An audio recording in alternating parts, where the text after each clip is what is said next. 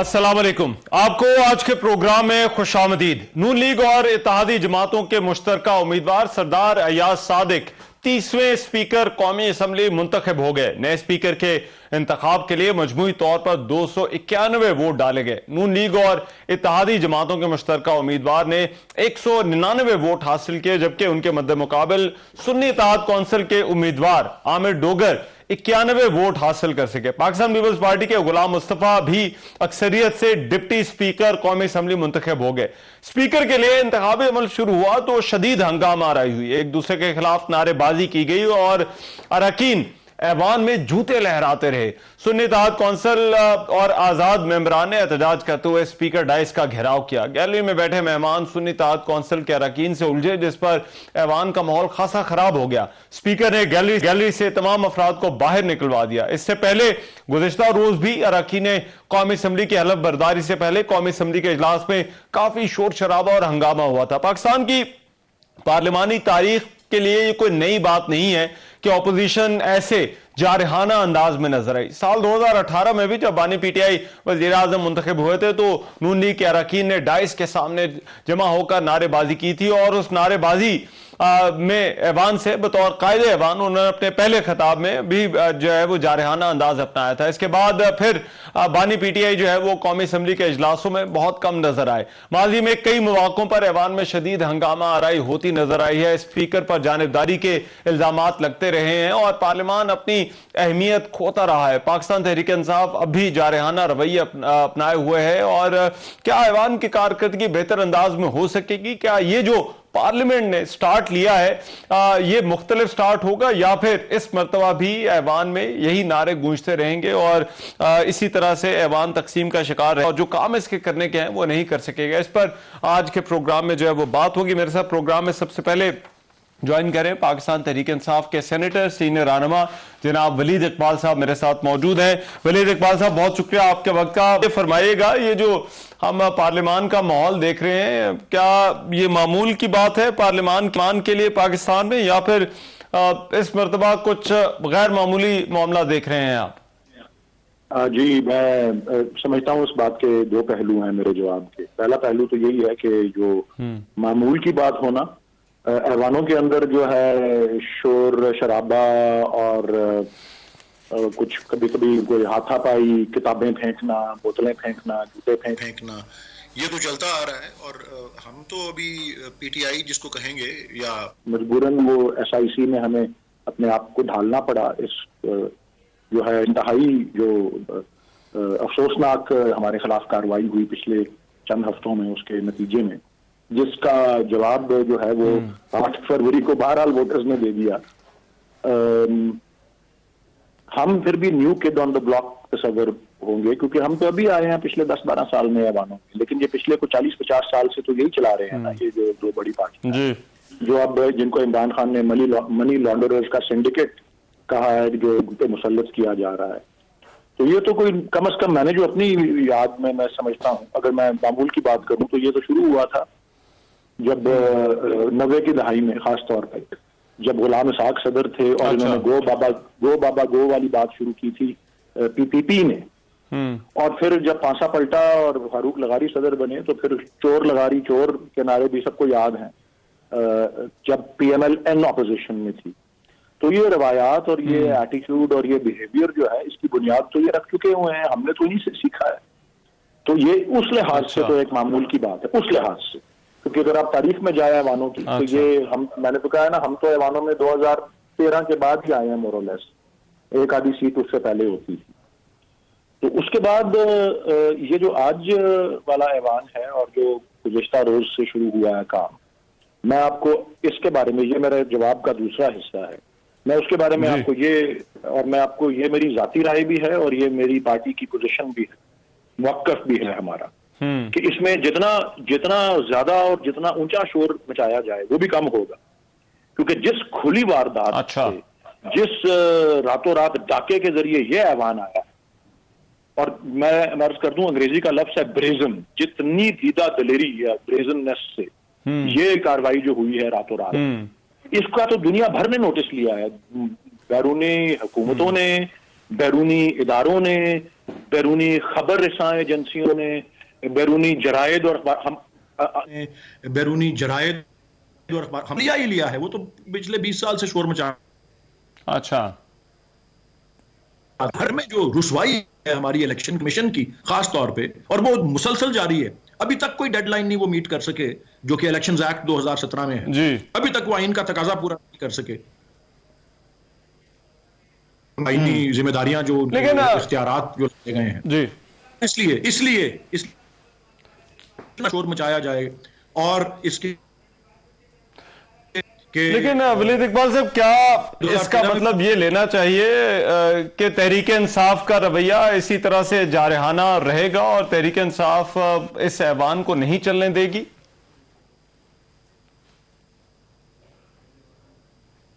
आ रही है अनलेस के ये हुकूमत, सो कॉल्ड हुकूमत,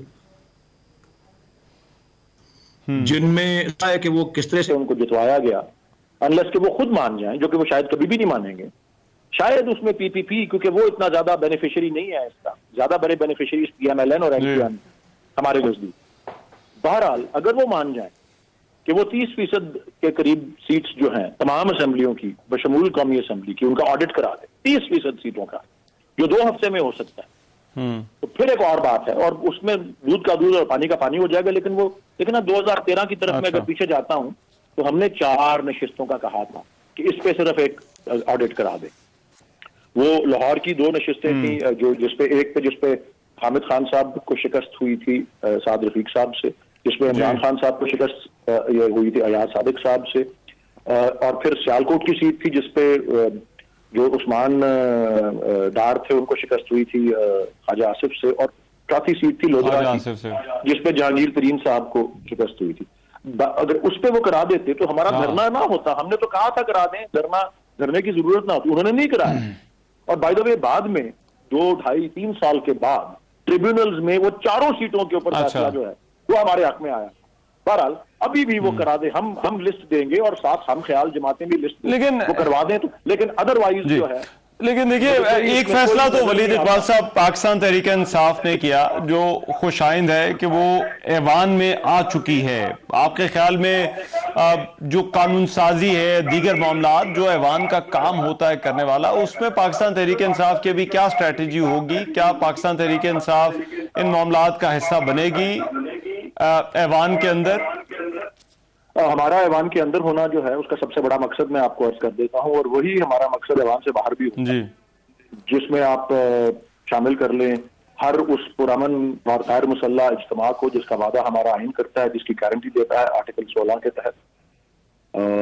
उसके अलावा पाकिस्तान के निज़ाम अदल और अदलिया और जो हमारे ये इन तनाज़ात में फैसला करने का जिनको इख्तियार दिया गया है, बदकिस्मती से कुछ ट्रैक रिकॉर्ड भी बड़ा उसमें कोई इतना हौसला अफजा नहीं है। बहरहाल हम कोई एवेन्यू छोड़ेंगे नहीं, लेकिन हमारा मकसद अव्वलीन इन तीनों फ्रंट्स के ऊपर बशमूल पार्लियामेंट के अंदर एक मुजाहमत और एहतजाज का होगा।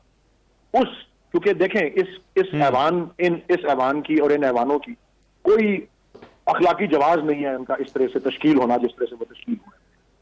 इसलिए हमारी मुजाहमत और हमारा एहतजाज जो है वो जारी रहेगा। और बाय द वे मैं आपको फिर दोहरा दूं, वलीद इकबाल साहब, वर्किंग रिलेशनशिप आपके ख्याल में कोई बन भी सकेगी हुकूमत के साथ? देखिए, अभी तो इल्जामात आपके बड़े संगीन नोयत के हैं। आप कहते हैं ये आपका मैंडेट चोरी करके आए हैं। आज भी जो हमने रवैया देखा, जो तकरीरें देखी, तो फिर कोई वर्किंग रिलेशनशिप होगी भी हुकूमत के साथ? अर्ज तो कर चुका हूं, लेकिन मैं फिर एक कदम पीछे लेके बात शुरू करके और उसके बाद इस पे आता हूं। मैं इसका जवाब दे चुका हूं। बहरहाल मैंने जो आपको बैनुल अक़वामी सतह पर जो बात की, बैनुल अक़वामी सतह पर भी तहफ़्फ़ुज़ात और जो मनफी जो इसके बारे में जो रवैया सब तरफ से आया है, उसमें शामिल है कि इसमें एक आज़ादाना तहकीक होनी बहुत जरूरी है। और अब मेरे सवाल का जवाब, ये पाकिस्तान के अंदर तो ये बात हो ही रही है, फाफन, पिल्डर, पैटर्न, ये सब कर रहे हैं ये बात। पाकिस्तान से बाहर भी ये बात हो रही है, अमेरिका भी कह चुका है, बरतानिया भी कह चुका है, अक़वाम मुत्तहिदा के सेक्रेटरी जनरल भी ये बात कह चुके हैं, और 3-4 बयान आए हैं कुछ हुकूमतों के, कॉमनवेल्थ ऑब्जर्वर ये कह चुके हैं, मूडीज ने, फिच ने, हर चीज, हर एक ने इलेक्शन को मुतनाजा कहा है। इसलिए आप वर्किंग रिलेशनशिप की बात कर रहे हैं तो उसकी पहली जो मेरे नजदीक होनी चाहिए इकदाम और शर्त वो यही है कि आईएनजी इलेक्शन का ऑडिट कराएं। और भाई अगर आप समझते हैं आप जायज तरीके से मुंतखब हुए हैं, अगर आप जायज तरीके से मुंतखब हुए हैं तो खोलें, दिखाएं कि ओन चौधरी ने सलमान अकरम राजा को शिकस्त दी है, दिखाएं कि शुएब शाहीन जो है वो जायज तरीके से हारे हैं, दिखाएं कि आमिर मुगल जायज तरीके से हारे हैं, या फिर वो जो इस्लामाबाद की तीसरी नशिस्त है उसमें भी वो जो हमारे वो अली बुखारी साहब हैं वो जायज तौर पे हारे हैं। आप दिखाएं कि कराची के अंदर वो इख्तियार बेग जो है वो ठीक। तो ये तमाम, तो आप ये तमाम के तमाम मामलात इलेक्शन ऑडिट से आप ये कह रहे हैं जुड़े हुए हैं। बहुत शुक्रिया। वलीद इकबाल साहब हमारे साथ मौजूद थे, सेनेटर वलीद इकबाल बात कर रहे थे। एक प्रोग्राम में ब्रेक शामिल करते हैं, वापस आते हैं इस ब्रेक के बाद।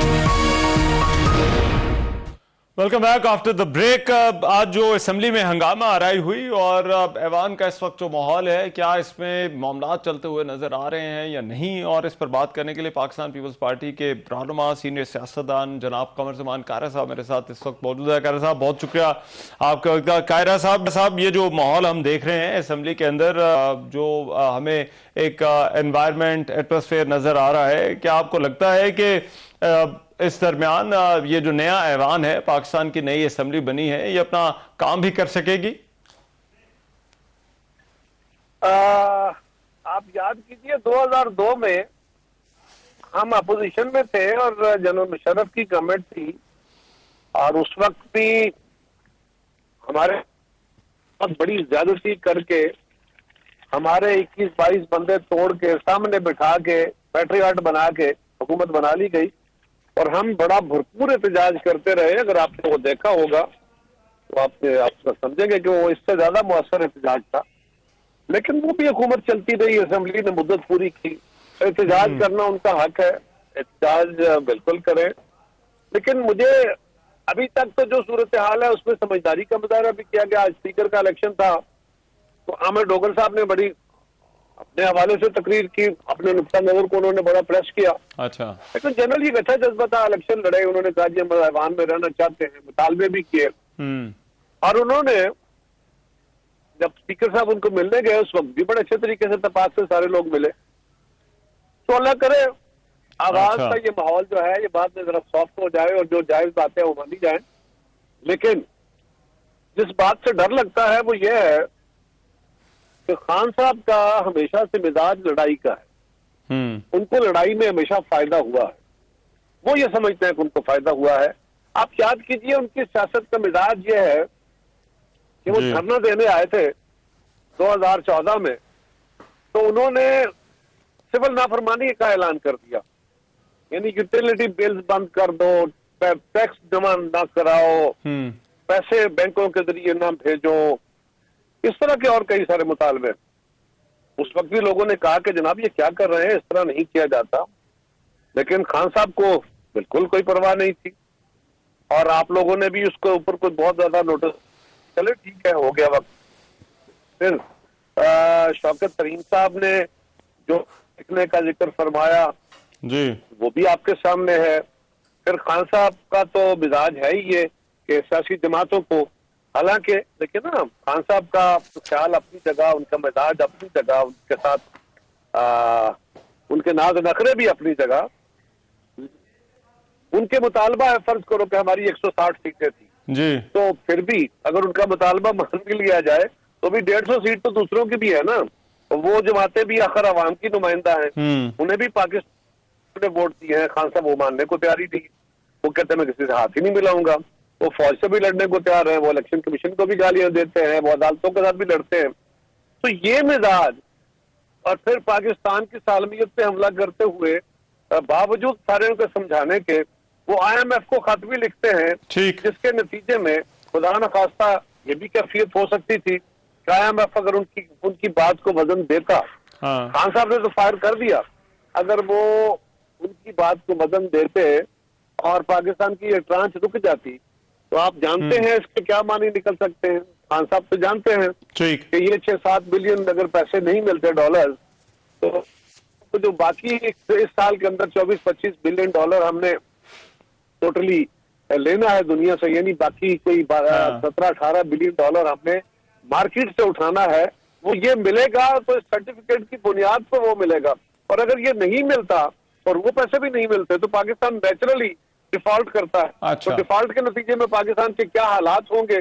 अगर खान साहब अपनी सियासत की नजर करने को यहाँ तक जा सकते हैं तो फिर उनसे किसी भी लेकिन कारी साहब, पीटीआई का ये कहना है कि ये वही रवैया है जो पीपल्स पार्टी, मुस्लिम लीग नून जैसी जमातों ने उनके साथ ऐवान में रखा है। और वो कहते हैं कि इमरान खान जब तकरीर करने आए थे, पहली तकरीर करने आए थे, उसके बाद उनके साथ जो कुछ उस वक्त की ऑपोजिशन ने किया, उसके बाद वो ऐवान में भी नहीं आए और फिर ऐवान आहिस्ता आहिस्ता से अपनी अहमियत जो है वो खोता चला गया। तो इस मरतबा भी आपको वही लगता है जो 2018 से 2023 के दरमियान हुआ, वही अभी आने वाले 5 सालों में भी होगा या रहेगा माहौल? नहीं, जरा ये फरमाइए कि खान साहब के साथ क्या हो गया था? किसी ऐवान के मेंबर ने उठ के जाकर को बदतमीजी कर दी थी, उनको धमकी दे दी थी, उनको हूट किया गया ना। वजीर आजम तो बरतानिया को रोज हूट किया जाता है। कौन सा वजीर आजम है जिसको खान साहब ने जब असेंबली में था हूट नहीं किया, उसकी तजलील नहीं की?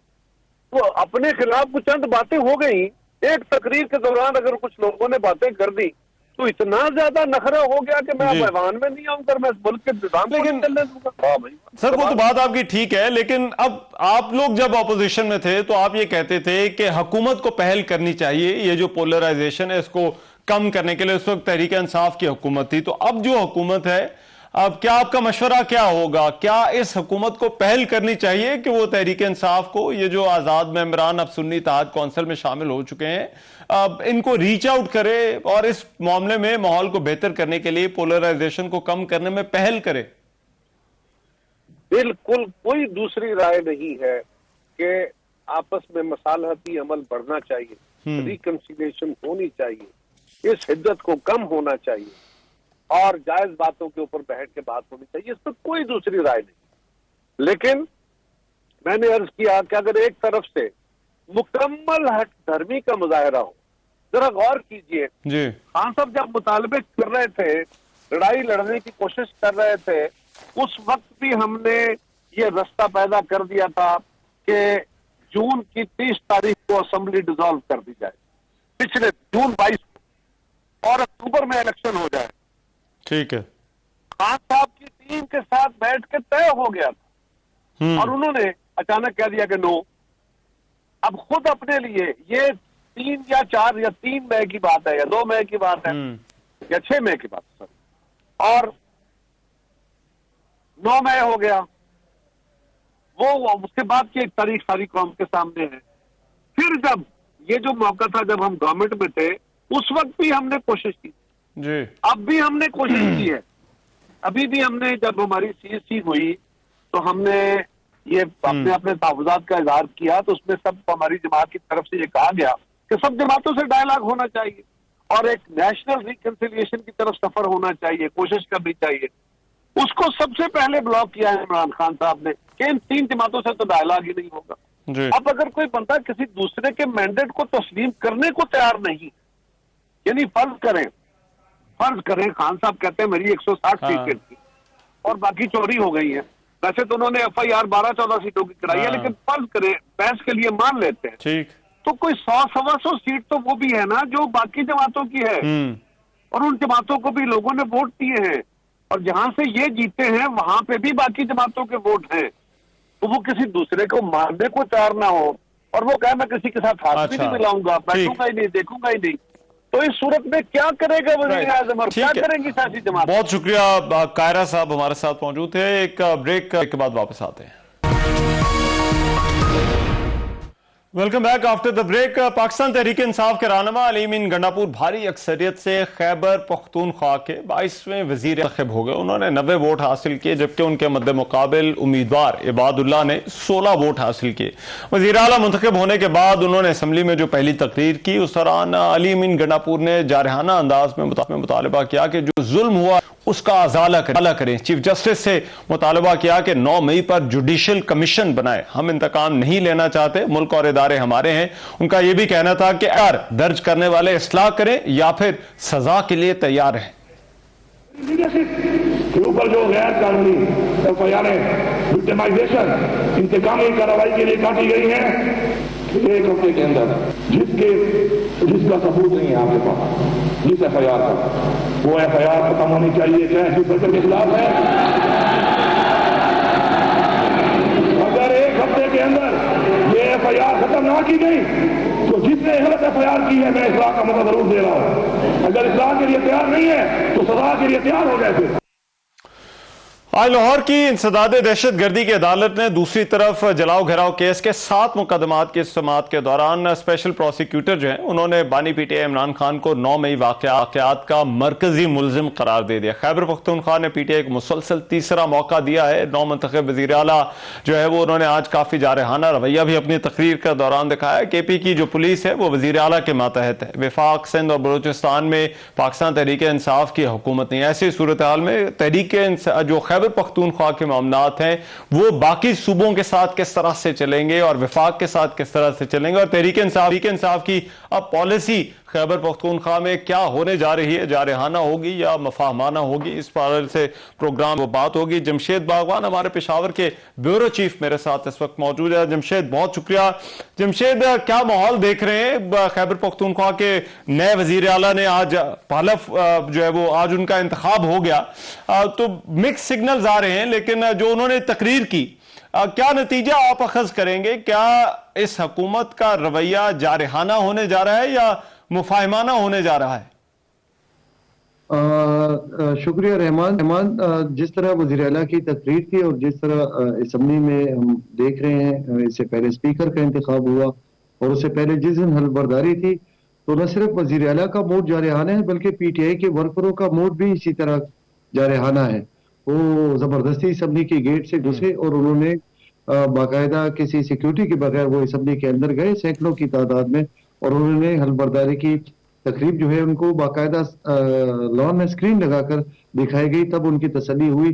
तो लग रहा है कि जो मूड है वो जारहाना है। और जिस तरह वज़ीर आला ने तकरीर की, उन्होंने चीफ इलेक्शन कमिश्नर से भी इस्तीफे का मुतालबा किया, तो लगता यही है कि जिस तरह जो इससे पहले हुकूमत थी वो इमरान खान की सियासत पे कुर्बान की गई। खैबर पख्तूनख्वा में यहाँ पे बहुत मजबूत हुकूमत थी, पंजाब की तरह इतनी सादा अक्सरियत वाली तहरीक इंसाफ की हुकूमत नहीं थी। यहाँ पे जो 2018 से 2022 तक जो PTI की हुकूमत थी वो काफी मजबूत थी खैबर पख्तूनख्वा में, और अपोजिशन जो है वो उनका कुछ भी नहीं बिगाड़ सकती थी, लेकिन वो हुकूमत खत्म कर दी गई। और अब इस तरह फिर लग रहा है कि जो खैबर पख्तूनख्वा है वहां से मरकज की लड़ाई लड़ी जाएगी।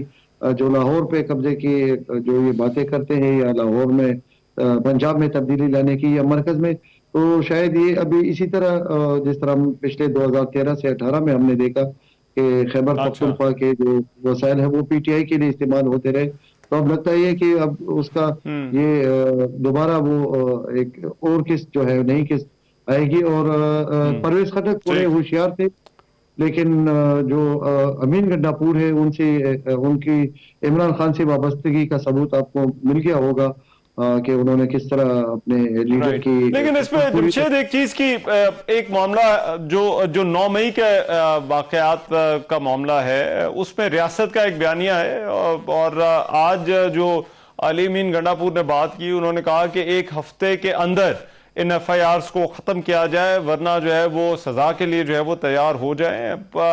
अब इन दोनों इतराफ में जो बयानिए हैं, जो इंतजामिया है, जो खैबर पख्तूनख्वा की पुलिस है, वो किस तरह से इन दोनों बयानियों को देखती है और इन मामलात को जो है वो आगे आपकी नजर में लेकर चलेगी? क्योंकि ये तो बड़ा मुश्किल हो जाएगा इस सूबे में।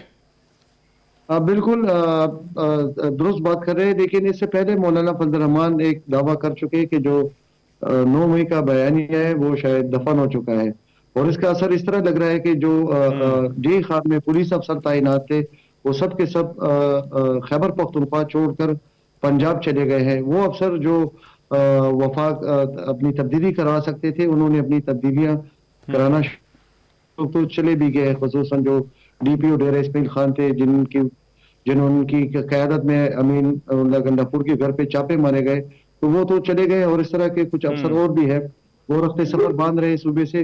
लेकिन जो निचला लेवल है, जो एसएचओ लेवल का है, जो सूबे के मुलाजमीन है, उनके लिए काफी परेशानी होगी। और ये बड़ा दिल करते हुए इतनी अक्सरियत मिली थी तो वजीर आला को अपना दिल बड़ा कर देना चाहिए था और कानून का एहतराम करते हुए उनको ये मामला अदालतों के सपोर्ट कर देने चाहिए थे।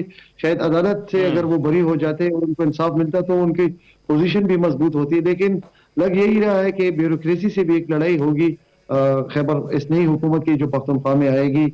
अगर मामला ऐसे ही चलते रहे जज्बाती अंदाज में, जिस तरह गन्नापुर साहब का है और जिस तरह आज उन्होंने अपने उसका दर्शन भी हमें कराया कि वो कंप्रोमाइज नहीं करेंगे, बल्कि उन्होंने तो यहाँ देखा कहा कि सादा हक इते रख, तो काफी वो एग्रेसिव मूड में है और लगता नहीं है कि वो शायद कमजोर हो जाए। राइट। और बहुत सारे मौशी मामलात हैं जिनके लिए एक सूबे की वर्किंग रिलेशनशिप चाहिए होती है वफाक के साथ, और फिर सूबे की वर्किंग रिलेशनशिप दीगर सूबों के साथ भी चाहिए होती है।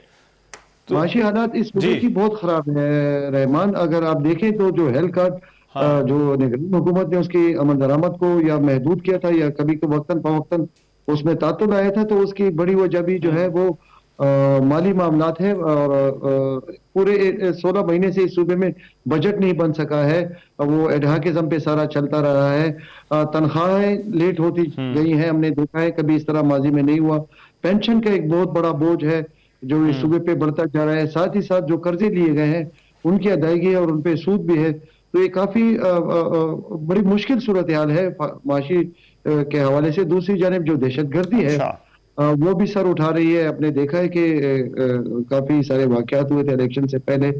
और लेकिन जमशेद, ये तो जो दीगर सूबों के साथ मामलात हैं और विफाक के साथ जो मामलात हैं उस पर क्या वर्किंग रिलेशनशिप आप देख रहे हैं, उस पर आपकी क्या राय है? क्या वो डेवलप हो सकेगी या बन सकेगी? देखिए, शहबाज शरीफ उस्ताद आदमी है, शायद अगर वो चाहे तो वो निकाल सकते हैं। इस तरफ से तो शायद कोई चांस नहीं लगता, क्योंकि जो मेंबरान मुंतखब हुए हैं पीटीआई के बड़े तादाद में वो काफी नौजवान है और वो काफी जज्बाती है। तो जो वजीर आला का जो उसका सपोर्ट है या जो असेंबली में उनकी ताकत है वो भी काफी नौजवान है और काफी उसको क्या कहते हैं, चार्ज है। वो जिस तरह आज वजीर आला की तकरीर थी, ये सारे ऐसे ही है। तो आप इससे अंदाजा लगा ले कि ये वजीर आला के लिए भी मुश्किल होगा। और लग यही रहा कि कुछ मुश्किल माली हालात पख्तूनख्वा को पेश नजर आएंगे अगर पीटीआई की क़यादत में कुछ होश के नाखून नहीं लिए और कुछ वर्किंग रिलेशन कायम नहीं की। क्योंकि दहशतगर्दी के हवाले से जो जंग है उसमें भी न सिर्फ वफाकी हुकूमत के साथ बल्कि इदारों के साथ भी जो है वो वर्किंग रिलेशन बेहतर बनाना होगा। उसके बगैर अमन और अमान जो है वो उसकी भी जरूरत होगी खैबर पख्तूनख्वा को। बहुत शुक्रिया। जमशेद बागवान हमारे साथ मौजूद थे, ब्यूरो चीफ पेशाब कर रहे थे। प्रोग्राम में अभी एक ब्रेक शामिल करते हैं, वापस आते हैं इस ब्रेक के बाद। Welcome back. गैर मुल्की खबर रसा इदारे रॉयटर्स के मुताबिक पाकिस्तान में इंतखाबात में धांधली के इल्जामात पर अमरीकी अरकान कांग्रेस ने अपनी इंतजामिया को खत लिखा है। इस खत में अमरीकी कानून साजों ने जो पाकिस्तान के इंतखाबात के हवाले से अमरीकी सदर और वजीर खारजा से मुतालबा किया है कि वो इंतखाबी धांधली की तहकीकात तक मुल्क की नई हुकूमत को तस्लीम ना करें। यह खत 30 से ज्यादा अमरीकी अरकान कांग्रेस की तरफ से भेजा गया है, जिसमें इंतखाबी तशद्दुद, इंसानी हकूक और बुनियादी आज़ादियों पर मुबैना पाबंदियों की मजम्मत भी की गई है। इससे पहले गुज़श्ता माह भी अमरीका ने पाकिस्तान में इंतखाबात की जो धांधली है उस हवाले से तहकीकात का मुतालबा किया था। गुज़श्ता रोज़ अमरीका ने पाकिस्तान पर जोर दिया था कि वो मुल्क में मौशी इस्तेहकाम के हसूल के लिए IMF और दीगर आलमी मालियाती इदारों के साथ काम जारी रखे। पाकिस्तान तहरीक इंसाफ की जानिब से IMF को खत लिखने के मामले पर सवाल का जवाब देते हुए आज दफ्तर खारजा की तर्जुमान मुमताज ज़हरा बलोच का कहना था कि तहरीक इंसाफ की जानिब से ये जो खत लिखने का मामला है इसको वजीर आजम ऑफिस देख रहा है। इस मामले पर बहस के लिए दूसरी तरफ नून लीग के जो सेनेटर हैं इरफान सदीकी, उन्होंने सेनेट सेक्रेटेरिएट में तहरीक अल्तवा भी जमा करवाई है। इस तहरीक अल्तवा में यह कहा गया है कि तहरीक इंसाफ ने इलेक्शन के बाद मुंतखब हुकूमत के जायज होने को चैलेंज करने की बात की है। इस मामले पर ऐवान में बहस कराई जाए। गुज़िश्ता रोज मुस्लिम लीग नून के कायद मियां नवाज शरीफ ने बानी पीटीआई के इक़दाम को मुल्क दुश्मनी करार दिया था। क्या ये मामला पाकिस्तान की आने वाली हुकूमत के लिए बैरूनी महाज पर कोई मुश्किलात पैदा कर सकते हैं? इस हवाले से प्रोग्राम के इस हिस्से में बात होगी। कामरान यूसुफ, सीनियर कॉरेस्पॉन्डेंट हैं ट्रिब्यून के और एक्सप्रेस न्यूज पर शो भी होस्ट करते हैं, वो इस वक्त मेरे साथ मौजूद हैं। उनसे इस मामले पर जो है वो बात करते हैं। कामरान, बहुत शुक्रिया आपके वक्त का। कामरान, सबसे पहले ये जो अमरीकी जो कांग्रेस के अरकान हैं, इनका अपनी इंतजामिया को खत का मामला है, इसको आप किस तरह से देखते हैं? कितना संजीदा चैलेंज हो सकता है ये नई हुकूमत के लिए?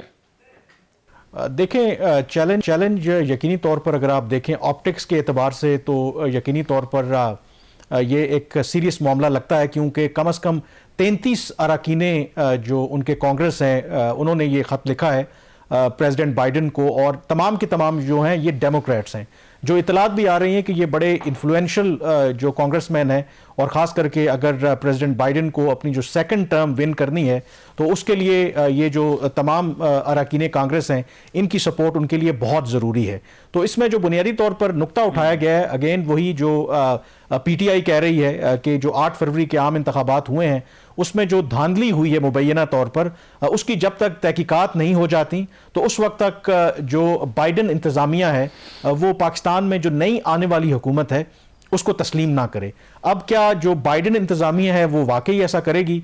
जो मुझे लगता है कि आई थिंक ऐसा होता नज़र नहीं आ रहा, क्योंकि otherwise white house, state department, उनके आप बयानात देखें तो वो नई हुकूमत के साथ काम करने के लिए तैयार हैं। दो वो ज़रूर कहते हैं कि तहकीकात होनी चाहिए जो भी अगर मुबैना धांधली हुई है, लेकिन वो ये नहीं कहते कि जो अगली आने वाली गवर्नमेंट है उनके साथ वो काम नहीं करेंगे। तो जो तहरीक इंसाफ है उनके बयानिए को ये ज़रूर एक तकवीत तो देगी, लेकिन क्या इवेंचुअली बाइडन इंतज़ामिया जो है वो नई आने वाली हुकूमत को तस्लीम नहीं करेंगे? I think it is pre mature, और मुझे एटलीस्ट उस तरह से होता नज़र नहीं आ रहा। लेकिन कामरान, धांधली के जो इल्जामात हैं वो पाकिस्तान में इससे पहले भी इंतखाबात में लगते रहे। 2018 की मिसाल हमारे पास है, 2013 में तो पाकिस्तान तहरीक इंसाफ ही थी जिसने धांधली के इल्जामात लगाए थे। इस मरतबा ये जो बाहर से रद्द-ए-अमल आ रहा है और खास तौर पर अमेरिका से, क्या ये मामूल का मामला है? आप इसको देखते हैं इनके जो रिस्पॉन्स हैं, या फिर कुछ गैर मामूली है इसमें?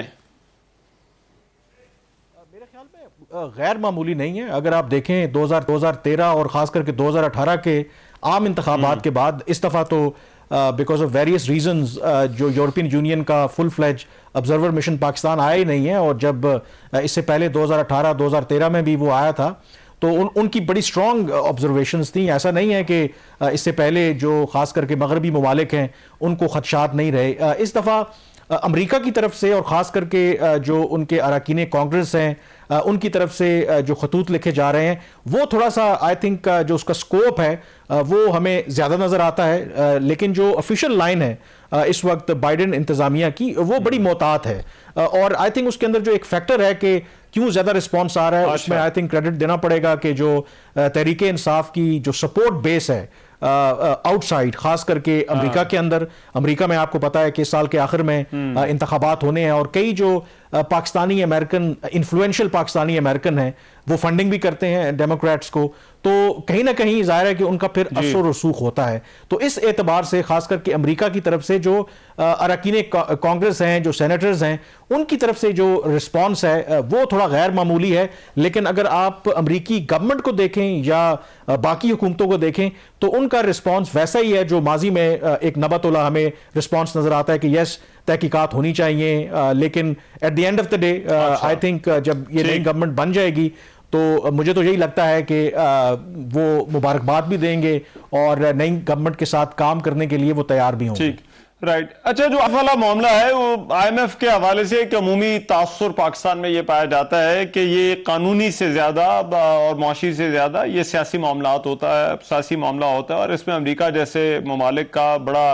अमल दखल, उनका असर और रसूख जो है वो बड़ा मैटर करता है। अब ये जो IMF को खत लिखा है इसके कुछ मतरजात सामने आ गए हैं, आपके ख्याल में यहां पर कोई प्रॉब्लम हो सकती है नई हुकूमत के लिए? आई थिंक अगर आप स्ट्रिक्टली इन प्रिंसिपल देखें तो IMF के पास मैंडेट नहीं है कि अगर पाकिस्तान के अंदर या किसी मुल्क के अंदर अगर आम इंतखाबात होते हैं उसमें अगर धांधली के इल्जामात लगते हैं तो उनके पास कोई टूल नहीं है कि वो इस तरह की तहकीकात करें। तो अगर तो वो स्ट्रिक्टली इन प्रिंसिपल जाएंगे, और आम तौर पर राय यही है कि IMF इसमें इन्वॉल्व नहीं होगी, क्योंकि अगर वो इन्वॉल्व होती है तो एक नया जो पेंडोरास बॉक्स जो है वो खुल सकता है। हाँ, वो गैर रस्मी तौर पर इनफॉर्मली ये मामला जरूर पाकिस्तानी हुकाम के साथ उठा सकते हैं, बट ओवरऑल अभी तक की जो आई थिंक जो सेंस है और जो इनिशियल रिएक्शन भी IMF की तरफ से आया था, उन्होंने भी यही कहा कि वो नई हुकूमत के साथ काम करने के लिए तैयार हैं। और जब उनसे सवाल हुआ रिगार्डिंग जो खत लिखने के बारे में उस वक्त तहरीक इंसाफ सोच रही थी, तो उस पर उन्होंने कमेंट करने से इनकार किया। हाँ, इसमें एक बात जरूर हो सकती है कि आमतौर पर अगर फर्ज करें कि जाहिर है कि IMF के पीछे जो बड़ी ताकतें हैं, अगर वो पाकिस्तान से कुछ कंसेशन लेना चाहती हैं, तो शायद हो सकता है कि बिहाइंड द सीन जो नेगोशिएशंस होती हैं, तो वहां